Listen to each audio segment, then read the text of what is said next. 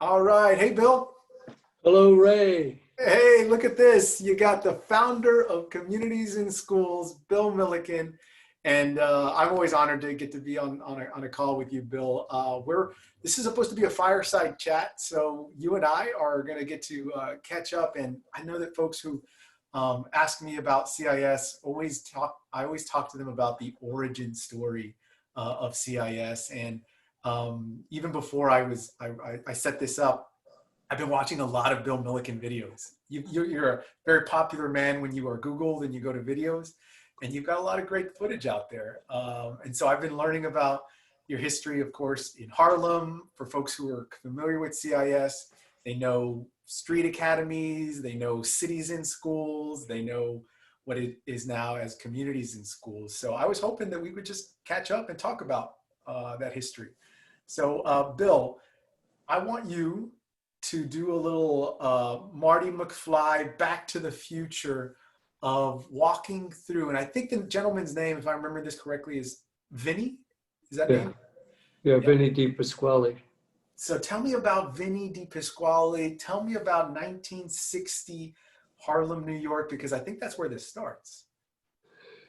Yeah, I mean, Vinny and I's relationship actually started when I got my own life turned around. He, some months later, did, and the two of us decided he owed some time. uh, and I was still trying to get through my second freshman year of college before my third. And the two of us said, let's make sure nobody ends up like our friends did. And let's do something great. When he got out of prison, through another friend who supported us, we moved in uh, together. Vinny had been on heroin and he never went back to it, kicked it in prison. And so we had a very humble start. How did you meet Vinny? I met him through a group called Young Life that had a Yeah. big impact on both of us, got us going in the right direction. And that's why I believe so strong. And if somebody believes in you, you'll go through a wall. And this was the first person in both our lives who believed in us and believed we had some worth. Yeah. And so you and Vinny were sort of bouncing around, but you ended up in Harlem. And how is it that you ended up in the place in Harlem that you ended up? Well, the guy who sponsored us ran Young Life in New Jersey, and so he was our sponsor. And they back then you didn't have to have degrees and all that. So we started their urban work on the streets of Harlem, and we had one gift, and that was hanging out. Uh, but that's mostly what I'd done for most of my life. Some people think that's still the only thing I've done my whole life. I just learned how to hang out in various environments. Well, I think that folks have to realize that it's not complicated, but sometimes it's hard to hang out because sometimes you have every other reason to not hang out. You've got life and you've got your ambitions and you've got something else pulling you in a different direction. But the ability to hang out and for you to do that in a place where, you spread the seeds of CIS to begin with is important. It's important to our origin story. By the way, I don't know who all's watching this, but I'm still trying before I pass this world to get a degree in hanging out. I think we ought to have doctorates in hanging out because that's what's missing. People aren't out there with the people. Yeah. I mean, that's what I love about my service on the city council. I used to love just, going out into the neighborhoods, into the communities, into the places where they had never seen their city councilmen. And I think for folks who were seeing a young Bill Milliken, they were probably like, who is this guy? And why is he always hanging out here? I saw a video, in fact, of one of the young gentlemen who was wondering who you were and why you kept hanging around the basketball. Well, I used to think it was because I was so cool they didn't mess with me, but I found out later that they thought I was a narc, and so they didn't want to get busted. But they thought I was pretty young looking to be a hardened narc. But at least it got me in. They didn't mess with me. I could shoot a little bit of basketball. That helped break in. Oh, well, I have to find that out. I want to find out if he's still got some basketball skills. With you and Arnie Duncan on our board, I think, and Shaq, I think we can start a pretty good little pickup game. Well, except the only dribble I got is over my chin these days. Uh, Well, look, here's an important piece that I think for people who are listening, we keep saying this, but the idea that history is repeating itself feels more true than ever. And I got to say, as somebody who loves and studies history, having read about the civil rights movement, having seen the images, the documentaries now that we've all got time to spend with about the 60s and the movement that was happening at the time, I always thought to myself growing up, like, man, I really missed a really like interesting time to be alive, to not be around in the 60s. There was so much forward progress, activism, fists in the air. What was that like, and how did that, or did it have any impact on the fact that CIS was born?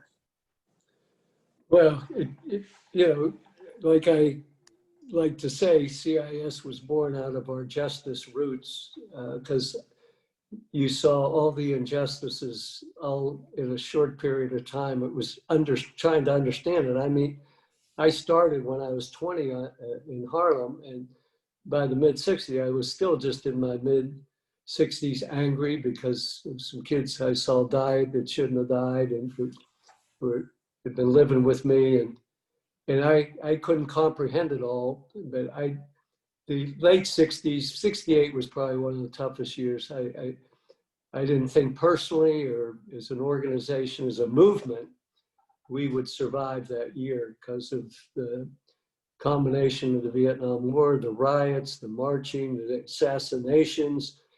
You had the conflict between the more Malcolm X and that whole movement versus the civil rights movement. I mean, and then the nuclear thing. I mean, I just literally didn't know how we were going to survive. And we were having trouble keeping the street academies alive and growing because of lack of funds. Something that But we never gave up. We yeah, never gave up. I just want to sort of, I was just reiterating that point you're describing around like a loss of funds because all the craziness happening around us. Like that's where a lot of, CIS affiliates are feeling like right now. It's like, how do we survive this? And even if it's just like the fundraising piece, keeping the lights on, like that's, essentially what the situation you were in with the street academies. Yeah, and that's where the early seeds of everything I had experienced, and why when somebody asked me what I want on my tombstone, if I had I said it's relationships, not programs that change people, because it was the relationships that kept us going. One with the band of us that were staying together in the movement, encouraging each other, and the other was keeping our eyes fixed on love of the kids and saying, we're never going to give up. We're going to be here. We'll go down together, but we aren't going to give up. That's what I love this piece, Bill, and I hope for the people who are listening, they'll get as much admiration for the origin story and that phrase that has just been like the piece that always grounds me, which is that it isn't about programs, it's about relationships, and we talk about that all the time. I've heard you talk about this, and you take it a step further and you say, look, it is about love. Like if you don't have love for that other person, if that is a student that you are serving and that student doesn't develop a relationship with you because you love one another, then you are not willing to go that extra mile, to do the extra things, to get them to the college access program, to get them food, to get them shelter, to get them, on the next step in life. If you don't love that person, and you've been in a lot of rooms, probably with a lot of large foundations, presidents, policymakers, and they're probably saying to you, what's this all about? And I think you've encapsulated that in a way I think we're just all grateful for, because it really does ground us. Well, you just mentioned going into, this weird, if you'd ever told me in 68, would end up someday being at the White House or being on Wall Street, but I think the pain of what was seen kept us grounded, and it was the people on Wall Street or in government were no more important than the kids, which also said we needed to love them as our neighbors too, that I needed to care as much about Bob Baldwin, who was the head of Morgan Stanley, as I did for Bo Nixon, who was the gang guy that tried to get rid of me in the 60s. It became my friend. And that if you don't care about that person, it's not transactional. It's genuinely loving your neighbor, whoever your neighbor is. And one of the goals was How do we build a bridge between your street and our street? And I think we need that more than ever today, of how do we build roads back together to each other's worlds.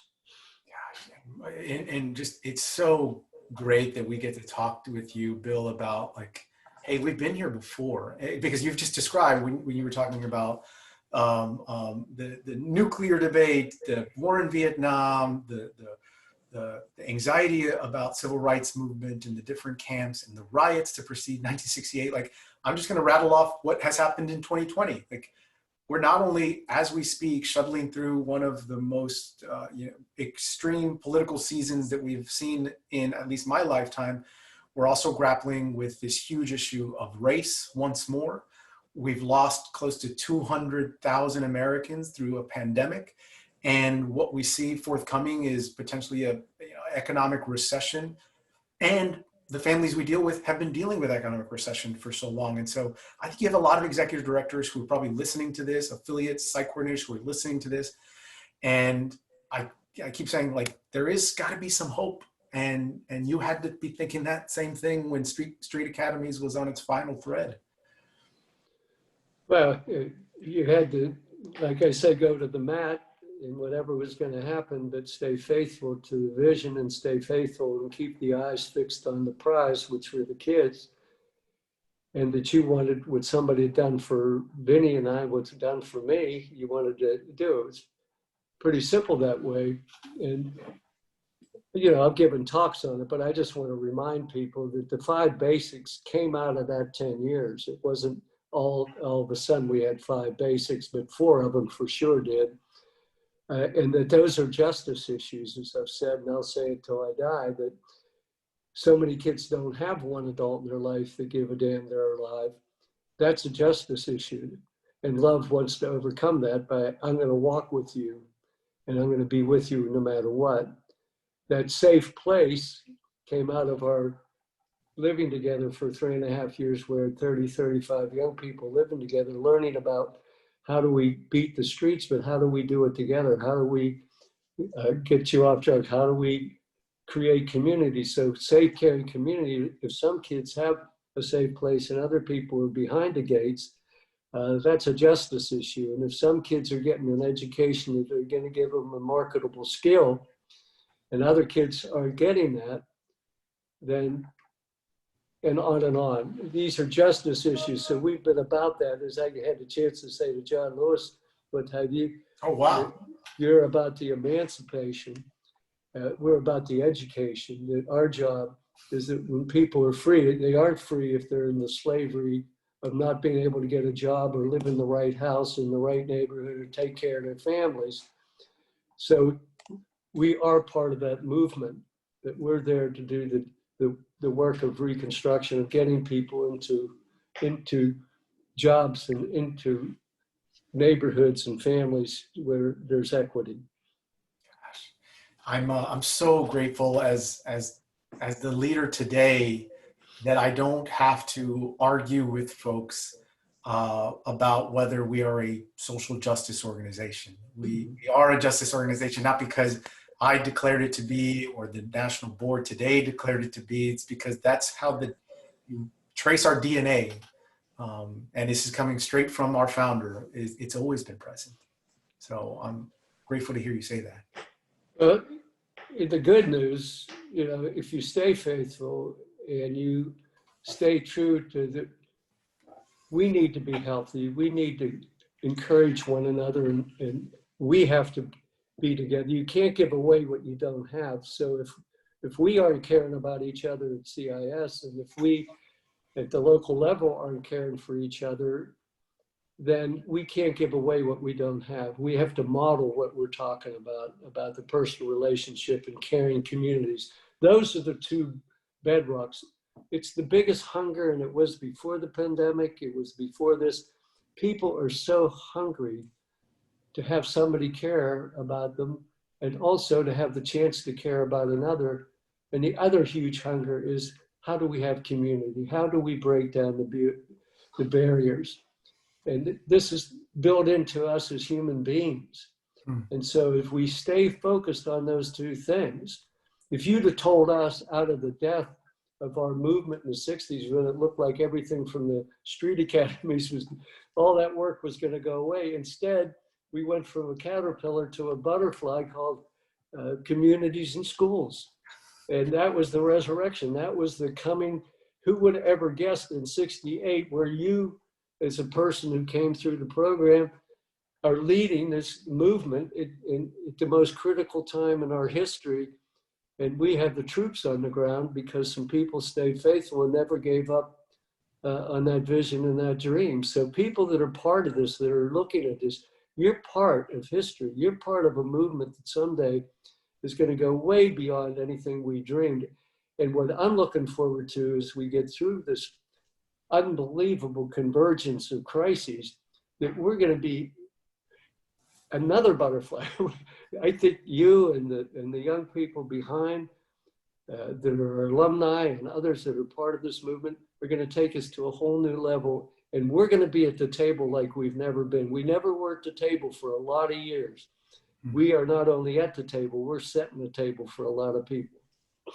Yeah, Bill, you always juice me up with excitement, and I want to make sure that for folks who are listening and who are saying, "Gosh, like, I know they're telling me it's going to be okay," but I think that there's also this set of instruction that I would give to folks who are feeling the way that they're feeling right now about the program or funding or budget cuts. It's that like, you didn't sit on your hands in the late 60s and the early 70s to get this going.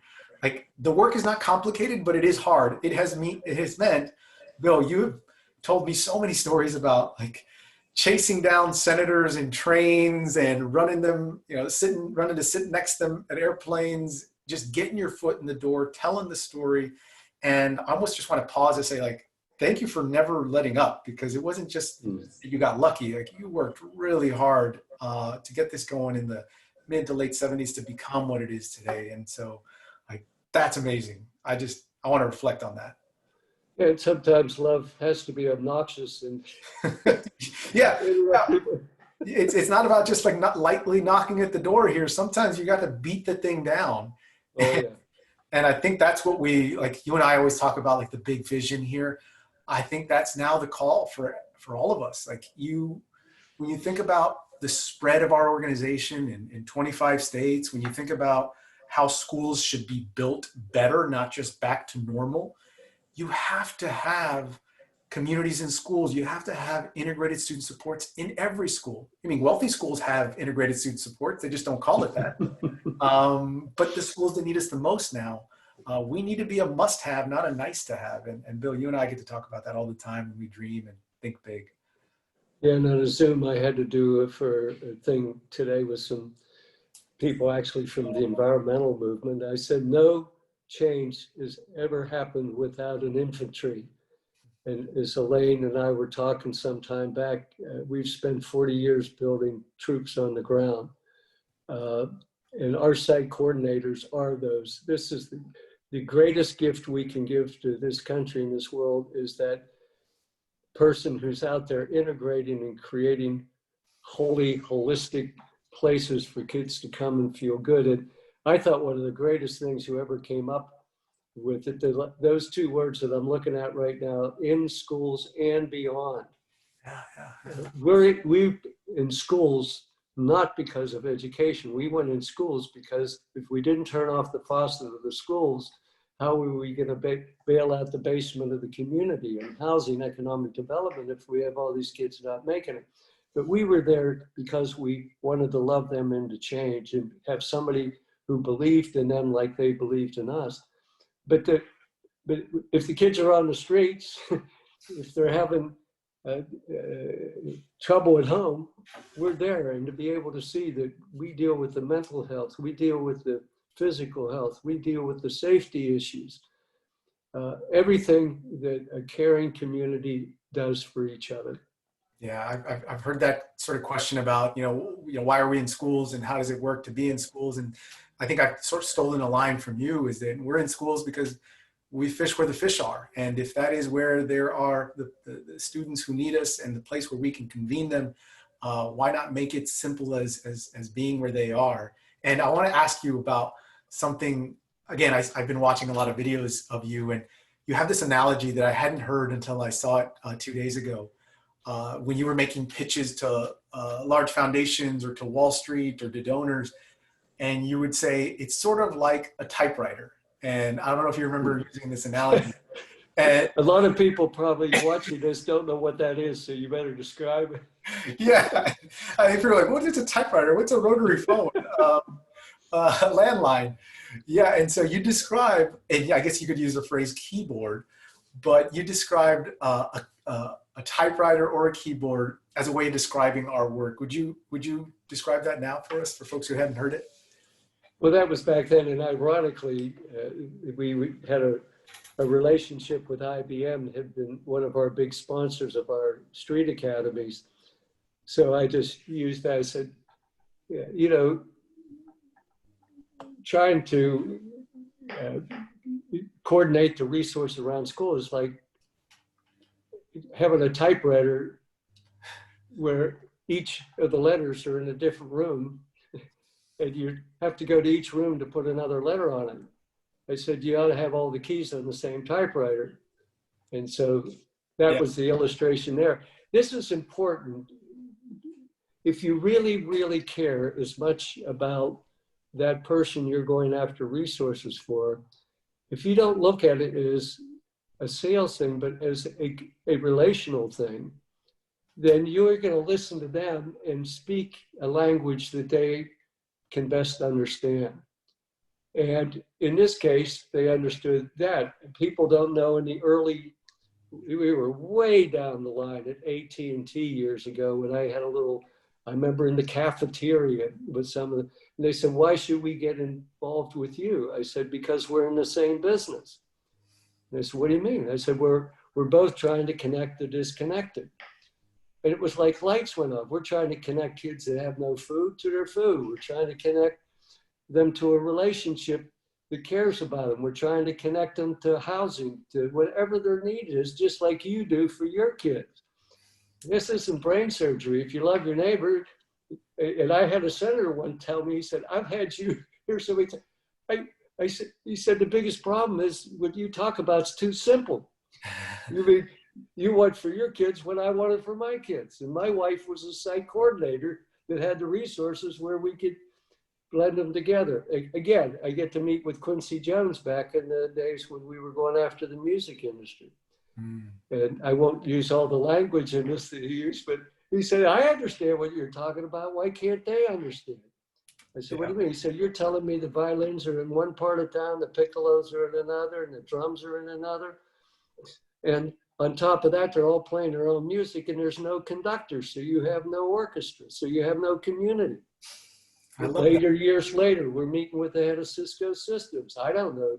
I knew upload, download, and reload. I didn't know much about technology, but I heard about this router thing. So whenever they asked me what makes you different, I said, our router. And they said, no, we have the router. I said, yeah, you're going to change how we collect, organize, and disseminate information. I want to introduce you to a whole movement of relational routers. We have a super router in Atlanta I could call today who can meet with people from the mayor to the grassroots. And then they have little routers in each school because you make your money in an integrated way, but then you give it away in a fragmented way. And that's why it's not having an impact. You need to reward us to work together in community. Don't get me going on this one. Man, Bill, you've got magic that comes from this experience and the wisdom of, talking about our work. But you're right, like in some cases, it's so simple of an idea that folks are trying to grasp it in new ways and complicating it. It really is about relationships. It's about love. It's about that person who loves that student and is connecting them to all the things that exist around them. But as you've said, sometimes in a city like San Antonio, in a city like Chicago, or a city like LA, or in rural parts of our community, you have to have a PhD to navigate all the systems that are around you. And why not just have somebody who's the trained personal shopper, to use a Dan Cardinale reference? And he described what it was like for a student who comes in and has a personal shopper that can get them healthcare needs and college access courses and push for when that student needs to be bailed out. Like, it's all of those things that happen all at once. You've got just so many amazing examples of it. Yeah. I have one question here that I want to finish us up on, Bill, if you'll allow me.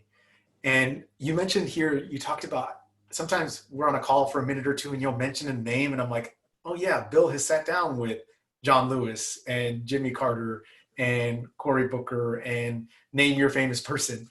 So now with the question is, if you had your chance to sit with 3 people for dinner, alive or dead, who would they be? Just to give a little Oh, you mean beside you?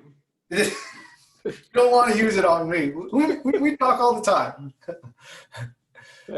Anybody that would know me probably would figure it out.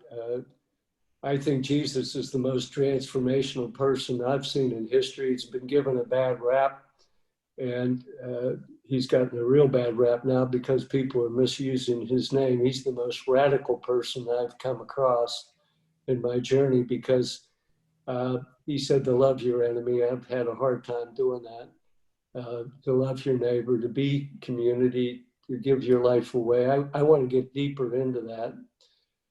Gandhi, I learned a lot about movements and how you replicate movements around replicating smallness on a large scale.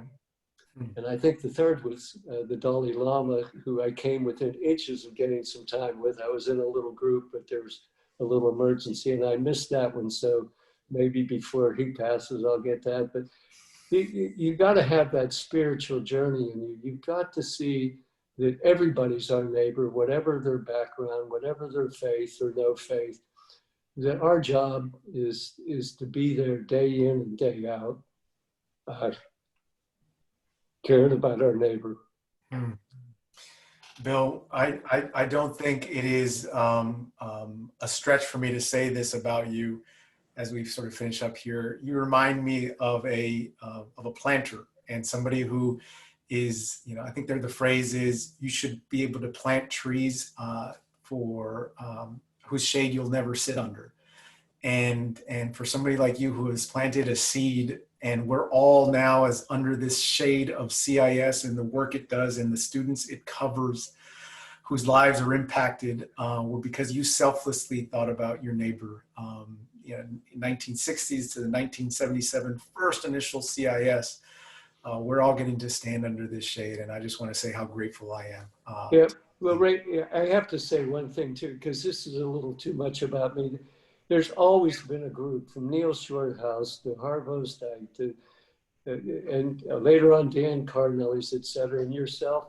It's always been about a community. We brought our gifts together. I have very limited gifts as far as Dan Cardinelli will give you hours about the lack of gifts I have on putting in air conditioning and plumbing into the system and data and all that stuff. No, we all have our gifts and we all bring them together. I happen to emerge as the person who talked the most or something and was able to, and I guess if there's anything, I am thankful to God that I haven't given up and that I'm still alive and able to see this where it is, because we wrote a 100-year plan in a storefront. And so none of us thought we would be there for the end, that this was going to take a long time.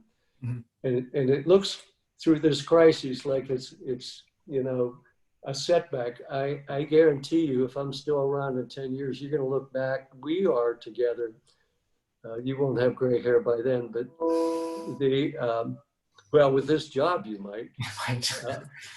But you're going to look back and say, holy mackerel, we had no idea that we were going to be so powerful, even beyond schools, that we're transforming how people think, how they operate, and how they come together. So it's painful for what we're going through, but I have so much hope for you, so much hope for the future of communities and schools, because it's going to be communities and schools and beyond. And it's the beyond that's going to get really, really exciting. So anyhow, great to be with you, Ray. Likewise, Bill. What a great way to end there with that kind of inspiration for the rest of us. We received this. It's time for my nap, and I got to go. Okay. let's send off all the folks who are listening to have a great virtual town hall week together. And I want to thank them for joining us. Thank you, Bill. See you next week. All right.